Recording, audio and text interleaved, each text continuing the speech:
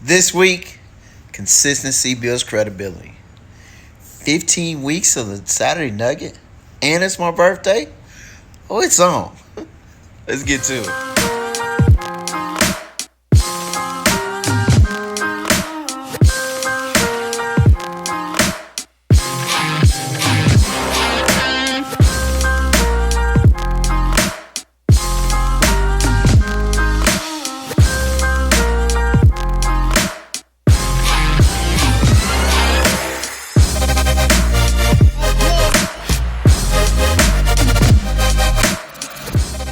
What's up, guys? Eric Jackson back at you with another awesome week of the Saturday Nugget.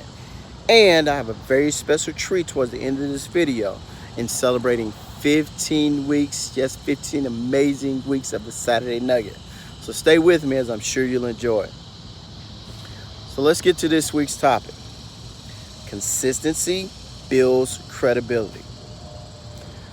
This one really hits home for me, as I'll show you a little bit later.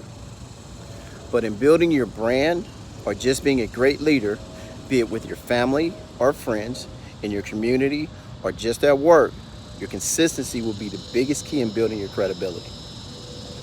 Think about it. We will not follow those who are inconsistent in their message, words, or actions. Simply put, if you're all over the place in whatever you're doing, then it's hard for others to follow you. Think about it in your life. Who do you allow to lead? And what is the foundation of why you allow them to lead?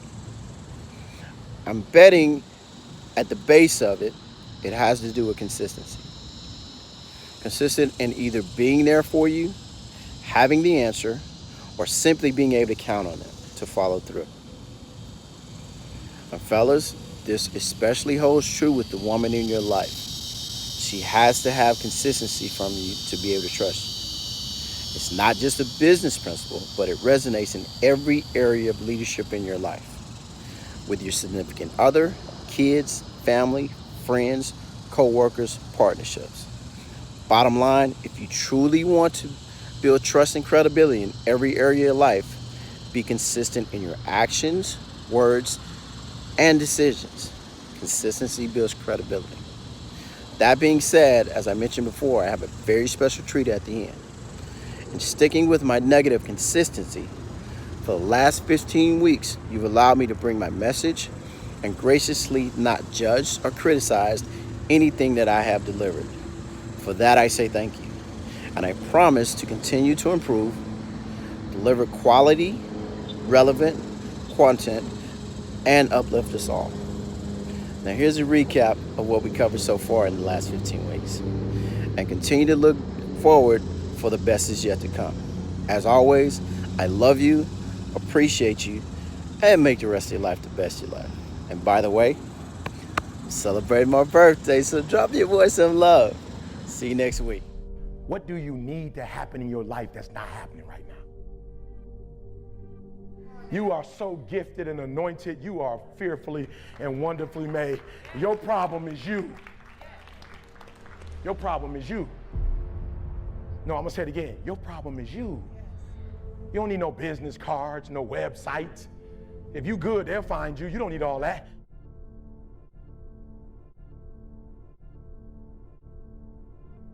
Your breakthrough is about to come right now. The only thing that's gonna stop it is your ability to make the shift.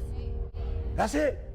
And some of you, because of where you are spiritually, and because you are humble, and because you believe in God, you about to make that shift immediately. Some of y'all, you're gonna call me 2 years later and say, I got it.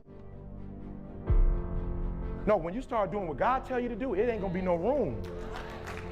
Why is it not gonna be room?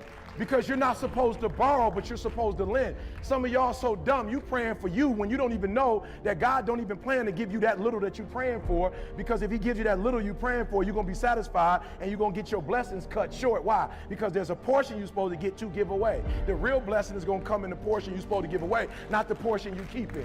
But you so spiritually immature that you're going to pray for $1 million just for you and your family, and then your blessing's going to get cut off.